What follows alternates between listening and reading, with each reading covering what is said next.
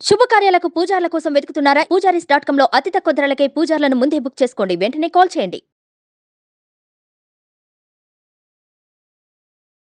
నమస్కారం, నేను మీ జాహ్నవి. మనతో ఉన్నారు ప్రముఖ జ్యోతిష్య వాస్తు పండితులు, జ్యోతిష్య వాస్తు శిక్షణ నిపుణులు, లలిత ఉపాసకులు బ్రహ్మశ్రీ నానాజీ పట్నాయక్ గురువు గారు. సూక్ష్మంలో మోక్షం ఈ ప్రత్యేక కార్యక్రమం ద్వారా మనకున్నటువంటి ప్రతి సందేహాన్ని నివృత్తి చేస్తూ ఉన్నారు. ప్రతి రోజుకి సంబంధించి ఇంపార్టెన్స్ ని కూడా తెలియజేస్తూ ఉన్నారు కదా గురువు గారు. మరి ఈ రోజు కూడా ముక్కోటి ఏకాదశి, దీనికి సంబంధించి పూర్తి వివరాలు గురువుగారి మాటలు అడిగి తెలుసుకుందాం. నమస్కారం గురుగారు. గురుగారు, మార్గశిర మాసము, ఇప్పుడు ధనుర్మాసం కూడా ప్రారంభమైపోయింది. అయితే ఈ ధనుర్మాసంలో ప్రత్యేకమైన రోజుల్లో ముక్కోటి ఏకాదశి, వైకుంఠ ఏకాదశి అని కూడా అంటాం ఆ రోజు కదా. అయితే ఆ రోజు మనం అసలు ఎలా జరుపుకోవాలి, ఏం చేయడం వల్ల మనకి అన్ని రకాల సౌఖ్యాలు కలుగుతాయంటారు? తప్పకుండా. ఫస్ట్ ఆఫ్ ఆల్ ఏంటంటే మనం అసలు ఈ చతుర్దశి కావచ్చు, పంచమి కావచ్చు, ఏకాదశి అని, సప్తమి అని, మనకి రకరకాలు ఉంటాయి. మనం అసలు ఎందుకు జరుపుకోవాలని ఒక క్లారిటీ రావాలి. మనకు తెలియకుండా ఎన్నో ఏకాదశులు అయిపోయి ఉంటాయి, ఎన్నో ముక్కోటి ఏకాదశులు అయిపోయి ఉంటాయి. ఎందుకు జరుపుకోవాలి అంటే, మనకి ఒక్కొక్క తిథికి ఒక తిథినిత్య దేవత అనేటువంటిది ఒకటి ఉంటుందండి. మీరు గమనించండి, ఇప్పుడు మనకి ఏదైనా ఒక తిథి బాగోలేదు, ఆ రోజు ఒక కార్యక్రమం మొదలుపెట్టాం, ఆ తిథినిత్య దేవతని కనుక మనం తలుచుకుంటే ఆ కార్యం ఇబ్బంది కలగకుండా ఉంటుంది. ఎందుకంటే ఆ తిథినిత్య దేవతను మనం తలుచుకున్నాం. అష్టమి రోజు ఒక కార్యం మొదలుపెట్టాము, అరే తెలియకుండా అష్టమి రోజు ప్రారంభించాము ఎలాగా అనుకోవడం అవసరం లేదు.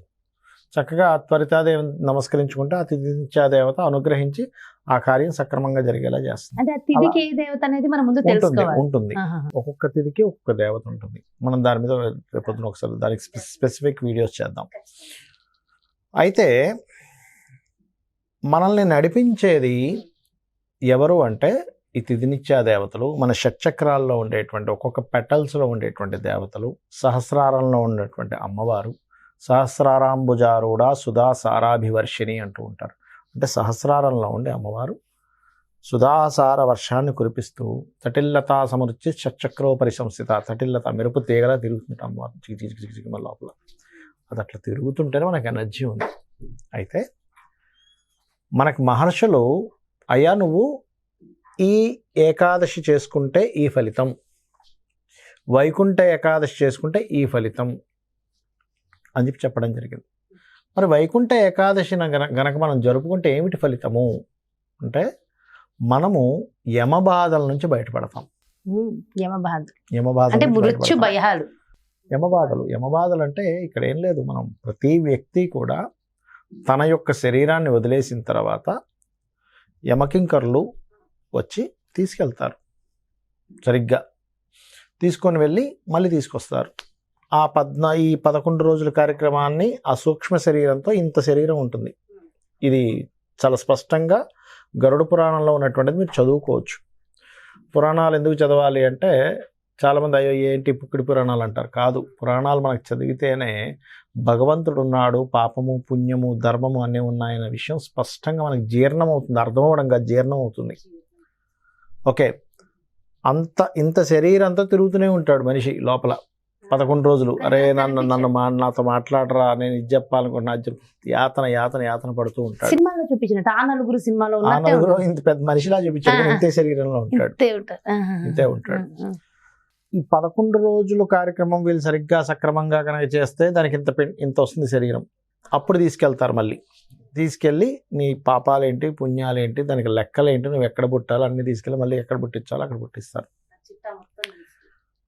ఈ వైకుంఠ ఏకాదశి నాడు కనుక చేసుకుంటే ఇంకా ఈ యముడు కాన్సెప్ట్ అనేటువంటిది, ఈ పాప సంబంధించిన కాన్సెప్ట్ అనేటువంటిది ఉండదు. అంటే ఇక్కడ మీరు అనొచ్చు, ఏమంటే ఎన్నో పాపాలు చేసేసి వైకుంఠ ద్వారం ఉత్తర ద్వారం నుంచి తుర్రమని వెళ్ళి వచ్చేస్తే ఇవన్నీ పోతాయా అంటే అది కాన్సెప్ట్ కాదు. మీరు బాగా అర్థం చేసుకోండి. వెళ్ళామంటే మహావిష్ణువు గురించి మనం తలుచుకుంటున్నామంటే స్థితికారకుడు. మన విష్ణు సహస్రనామాలు ఉంటాయి. స్థితి అంటే ప్రజెంట్ టెన్స్, స్థితిలో నువ్వేం చేస్తున్నావు. స్థితికారకుడు అంటే కేవలం విష్ణుమూర్తి అంటే స్థితికారకుడు అనేసుకుని ఏదో దండం పెట్టేసుకుని ఏదో పులిహార తినేసి బయటకు వచ్చేయడం కదా గుడికి వెళ్ళామంటే. అంటే ఈ క్షణం విష్ణువుది అని అర్థం చేసుకోవడం. ప్రతి క్షణము విష్ణువుది. విష్ణువుది అన్నప్పుడు నేను ఎలా ఉండాలి?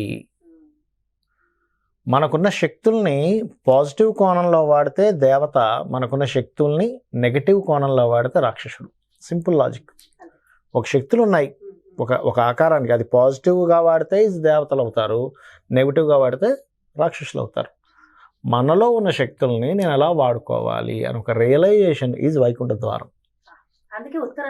ఉత్తర ద్వారం. ఎందుకు? ఉత్తరానికి అధిపతులు ఎవరు? ఉత్తరానికి బుధుడు కారకుడు, అదేవిధంగా కుబేరుడు కారకుడు. బుధుడు ఏమిస్తాడు?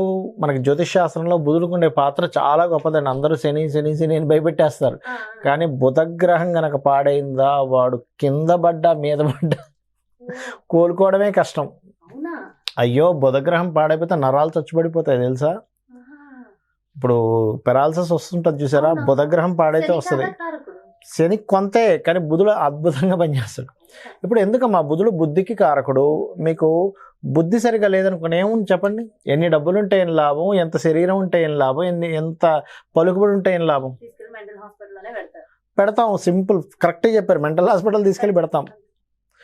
సరిగ్గా మాట్లాడడం చేతగా లేదు, మీరు ఏం చేస్తారు? మాట్లాడడం చేతనైతే ఈ విశ్వాన్ని నడిపించగలుగుతారు. బుధుడు అంత పవర్ఫుల్. మన కర్మ కంటే బుద్ధి చాలా పవర్ఫుల్. మనం ఎందుకంటే ఆ బుద్ధితో చేసే కర్మ ఉంటుంది కాబట్టి. ఈ బుద్ధి సరిగ్గా ఉంటే ఈ బుద్ధితో చేసే కర్మ సరైన కర్మని చేస్తాం కాబట్టి బుద్ధి బాగుండాలి ఎప్పుడు కూడా. అందుకే బుధుడు బాగుండాలి. అయితే ఈ ఉత్తర ద్వారానికి బుధుడు కారకుడు, కుబేరుడు కారకుడు కాబట్టి అందులోంచి ఎంటర్ అయ్యేటప్పుడు ఈ బుధుడు పాడైతే అప్పుల పాలవుతాడు మనిషి. అప్పుల పాలవ్వడం, మన ఏమంటారు, రిలేషన్స్లో ఇబ్బందులు రావడం, కమ్యూనికేషన్స్లో ఉండదు కదా. ప్రతిదాన్ని నెగిటివ్గా చూస్తూ ఉంటాడు. నెగిటివ్ చూస్తే ఉంది, నువ్వు వాళ్ళది ఆ తప్పు చేసావు, ఈ తప్పు చేసావు, అది చేసావు, ఇది చేసావు అని వాళ్ళ మీద రుద్దుతూ ఉంటాం. అయిపోయింది, క్లోజ్. అలా ఆ బుధుడు ఎప్పుడైతే బాగుండాలి అంటే రెండు మార్గాలు. ఒకటి, మనం పాస్ట్ లైఫ్లో చేసిన కర్మల ద్వారా మనకు బాగుంటాడు, లేదా మహావిష్ణువుని ఆశ్రయిస్తే బాగుంటాడు. మీకు ఎన్ని అప్పుల్లో ఉన్నా ఏదున్నా, స్వామి నువ్వే నాకు దిక్కుని వైకుంఠ ద్వారం నుంచి ఎంటర్ అయ్యేటప్పుడు ఇది బుధుడికి సంబంధించిన, బుద్ధికి సంబంధించిన నా జన్మజాతకంలో అప్పుల్ని, దారిద్రాన్ని, నా బుద్ధి వక్రగతిలో ఉన్నటువంటి దాన్ని అన్నిటినీ కూడా తొలగిస్తాడు స్వామి అనేటువంటి భావనతో వైకుంఠ ద్వారం నుంచి లోపలికి వెళ్ళాలి. వెళ్ళి అక్కడ స్వామివారిని దర్శించుకొని, నా బుద్ధి ఎప్పుడు బాగుండాలి స్వామి, ఎందుకంటే మన బుద్ధికి అధిపతి విష్ణువు, స్థితికారకుడు కదా. అందుకే చూడండి, మీ బుద్ధి వక్రగతిలో ఉంది, మీ బుద్ధి సరిగ్గా లేదు అంటూ ఉంటాం. మనం చూడండి, ఎవరినైనా మనం ఒక మనిషిని మీరు అంచనా వేయడానికి ఏం తీసుకుంటారు? వీడి బుద్ధి, వీడి మనసు అంటాం. వీడి బుద్ధి మంచిది కాదండి, ఎన్ని డబ్బులున్నా వేస్ట్ అండి అంటాం. అది ఏమీ లేకపోయినా బుద్ధి బాగుంది, వీడు చాలా తెలివైనడండి. ఏ కంపెనీ అయినా తెలివైన వదులుకుంటుందా? కాబట్టి ఇది బాగుండాలి అంటే మహావిష్ణువుని ప్రత్యేకంగా ఈరోజు వాడాలి. ఎందుకు? ఏమండి ఈ రోజే ఎందుకంటే ఇంకా ఎక్కువగా ఇన్ని ఏకాదశులు కాదని ఎందుకు ఈ ఏకాదశి అంటే, భరణీ నక్షత్రంలో వచ్చే ఏకాదశి మరింత గొప్పది. నక్షత్రంలో వస్తుంది. భరణీ నక్షత్రంలో వచ్చినప్పుడు ఏమవుతుందంటే, భరణీ నక్షత్రానికి అధిపతి యముడు. ఒక్కొక్క దేవత ఒక్కొక్క నక్షత్రానికి అధిదేవత, అధిష్టాన దేవత ఇట్లా ఉంటారు. నక్షత్రానికి చాలా పెద్ద సబ్జెక్ట్ ఇది. నక్షత్రానికి శుక్రుడైతే అధిష్టాన దేవత యముడు అవుతాడు. అందుకే పొరపాటును కూడా భరణీ నక్షత్రం నాడు ముహూర్తం పెట్టాడు ఎవరు కూడా తెలియక. తెలిసేవాడు పెట్టాడు, తెలియక కూడా పెట్టేస్తాడు. భరణి నక్షత్రం, శుక్ర నక్షత్రం అనుకుంటారు. కాదు, దానికి ఎవరు అనేది చూసుకోవాలి, అధిపతి ఎవరు అనేది చూసుకోవాలి. యముడు కాబట్టి కాస్త జాగ్రత్తగా. ఒక్కొక్క నక్షత్రానికి అధిష్టాన దేవత వల్ల ఉంటుంది. ఇప్పుడు చూడండి, పుష్యమి నక్షత్రం ఉంది, పెళ్లికి బెటర్ ముహూర్తం పుష్యమి నక్షత్రాన్ని. ఎందుకు అంటే అందరూ ఏమనుకుంటారు శని నక్షత్రం కదండి అంటారు. కాదు, మరి పూర్వభాద్ర ఉంది, మరి అట్లాంటి ఇంకో పరాణ నక్షత్రాలు ఉన్నాయిగా, అనురాధ నక్షత్రం ఉందిగా, ఎందుకు దీనికి పెట్టరు అంటే, ఈ పుష్యమి నక్షత్రానికి అధిదేవత గురువు అవుతాడు. అదేంటంటే గురువు శుభగ్రహం కదండి అంటే, గురువు ఒక లక్షణం ఏంటంటే డ్యూయాలిటీ. రెండో వివాహానికి దారి తీసేస్తుంది పుష్యమి నక్షత్రంలో కనుక ముహూర్తం పెట్టుకుంటే. రెండో వివాహం అంటే మధ్యలో ఎన్ని ఇబ్బందులు పడాల్సి వస్తుందో అది వివాహం చనిపోవడం కదా. అట్లా ఒక్కొక్క నక్షత్రానికి అధిదేవతని తీసుకొని మనకు మహర్షులు ఈ రోజు నువ్వు ఇచ్చేయి, నువ్వు ఇచ్చేస్తే యమబాధలు తగ్గుతాయి. ఎందుకంటే ఈ నక్షత్రానికి ఇది కాబట్టి, పర్టికులర్గా ఈ రోజు 23వ తేదీ మనకు వస్తున్నటువంటిది శనివారం రోజు వస్తుంది. అదిగాక ఇంకోటి ఏంటి, శనివారం రోజు వచ్చినప్పుడు యమ ఆరాధన మంచిది. శనివారం ఎవరికైనా సరే యమ బాధలు బాగా ఉన్నాయనుకోండి, లేదా వాళ్ళకి ఉద్యోగ సంబంధించిన ఇబ్బందులు ఉన్నా యముణ్ణి స్మరిస్తే ఉద్యోగ సంబంధించిన ఇబ్బందులు తగ్గుతాయి. యముణ్ణి ఇప్పుడు ఎవరికైనా ఉద్యోగంలో బాగా ఇబ్బంది ఉంది అంటే ఒక ఉద్యోగం కూడా రావట్లేదు, వాళ్ళు చేయాల్సింది ఏమిటంటే గణపతిని, సర్ప ఆరాధనని, యముణ్ణి తలుచుకోవాలి. ప్లస్ లలిత సహస్రనామాలో ఫస్ట్ లైన్ ఉంటుంది ఏమిటది, ఓం శ్రీమాత శ్రీ మహారాజ్ని శ్రీమత్ సింహాసనేశ్వరియై నమః అని చేసుకుంటూ ఉంటే వీళ్ళకి ఏమవుతుందంటే ఆ పొజిషన్ ఏదైతే ఉందో కర్మ కొద్దీ వాళ్ళ జన్మజాతకంలో పూర్వజన్మలో చేసుకున్నటువంటి పాపము కర్మ బట్టి వీళ్ళకి లేదు, దశమం పాడైపోయింది. కానీ ఈ దేవతా సంబంధించిన ఎనర్జీ ఏదైతే ఉందో దాన్ని స్ట్రాంగ్ చేస్తుంది. సో ఉదయాన్నే నిద్ర లేచి చక్కగా స్వామి ఈ యొక్క స్థితిలో అంటే నేను ఇప్పుడు ఇక్కడ ఉన్నానంటే నీ యొక్క అనుగ్రహమే అనుకొని చక్కగా ఫస్ట్ కొంతసేపు ఇలాగా చాలామంది ధ్యానం చేసేటప్పుడు రకరకాలు ఉన్నాయి, శ్వాస మీద చేస్తారు. మనం కళ్ళు మూసుకొని చక్కగా నేత్రాలను చక్కగా మూసుకొని ఇక్కడ కాన్సన్ట్రేషన్ చేయాలి. గుర్తుపెట్టుకోండి, మీకు ఎవరికైనా బాగా అప్పులు ఉన్నాయనుకోండి, 2 విషయాలు అంటే ఇది ఏకాదశి సంబంధంగా కాబట్టి చెప్తున్నాను. 1 విష్ణువుని, 2 అపర్ణాదేవిని అమ్మవారిని ఇలా కూర్చొని చక్కగా అప్పులు ఉన్నాయనుకోండి ఈ రెండు ముద్రలేయండి.